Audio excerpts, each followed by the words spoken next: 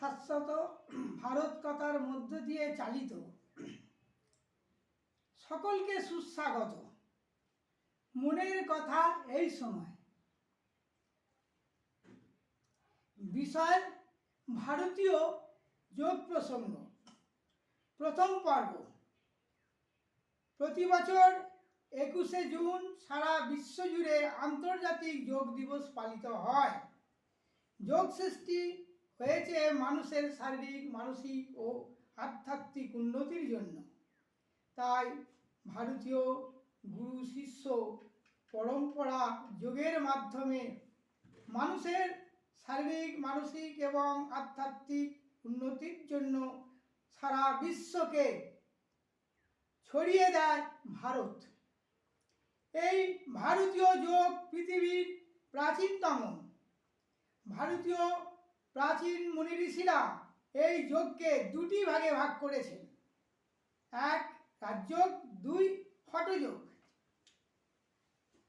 রাজযোগের 8টি ভাগ আছে, যথা যম, নিয়ম, আসন, প্রাণায়াম, প্রত্যাহার, ধ্যান, ধারণা ও সমাধি।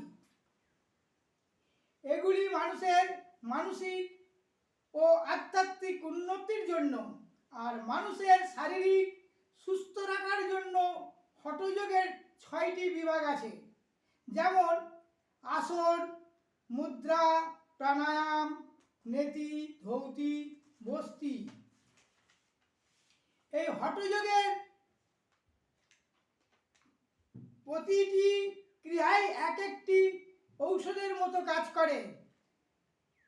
আমরা যদি এই ক্রিয়াগুলি সঠিক নিয়মে নিয়মিত অভ্যাস করি তাহলে আমাদের দেহের পুষ্টি সাধন করবে।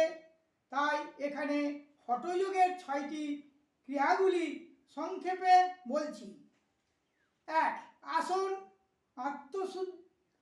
আসন হচ্ছে আত্মসিদ্ধি প্রধান হেতু। এই বাক্যের আদ্যক্ষরে আ। সর্বরোগ নিবারণ হেতু এই বাক্যের আদ্যক্ষর হচ্ছে স এবং নরসিদ্ধি প্রদান হেতু এই বাক্যের আদ্যক্ষর ন। যথাক্রমে আ যুক্ত স যুক্ত ন মিলিয়ে হয়ে আসন হয়েছে।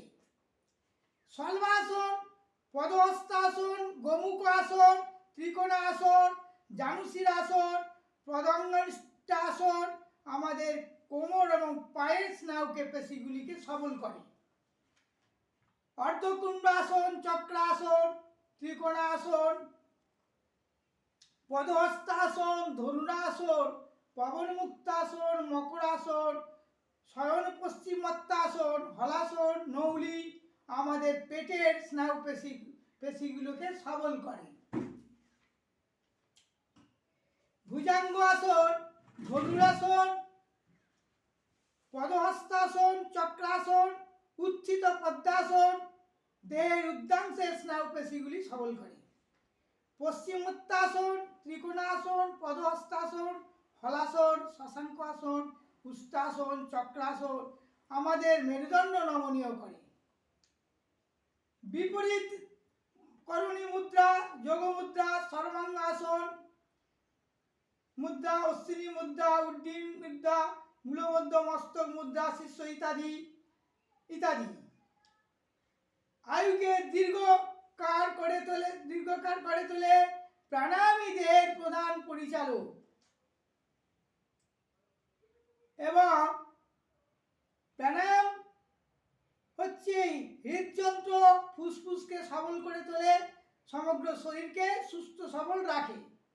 নেতিক্রিয়া আমাদের কণ্ঠ, ললাট প্রদেশের নানা রোগ বিষ মুক্ত করে। আমাদের যে কোনো রোগের প্রতিষেধক হিসাবে ধৌতি আর বস্তি আমাদের শরীরে অব্যর্থ প্রতিষেধক হিসাবে কাজ করে। দ্বিতীয় পর্বে আমরা দ্বিতীয় পর্বের আসন, মুদ্রা, প্রাণায়াম, নেতি, ধৌতি নিয়ে বিস্তারিত আলোচনা করব এবং তার সাথে রাজযোগ নিয়েও বলা হবে। পরিশেষে বলি, যোগের ক্রিয়াগুলি সঠিকভাবে নিয়ম অনুযায়ী পালন করলে মানুষের দেহ মন আত্মা কুলুষমুক্ত হবে, অর্থাৎ মানুষের মধ্যে কোনো রকম ভয় লোভ অহংকার স্পর্শকাতরতা ক্রোধ আক্রোশ গর্ব হিংসা ও স্বার্থপরতা থাকবে না। বিশ্বে সবে সুখী হোক, ভোগ নিরাময়, দৃষ্টি যেতা হেরে মঙ্গল নিচয়, দুঃখ কেউ নাই পাক ধরণীর বুকে, ভিতর বিশ্ববাসী থাকে যেন সুখে। ওম শান্তি শান্তি ওম।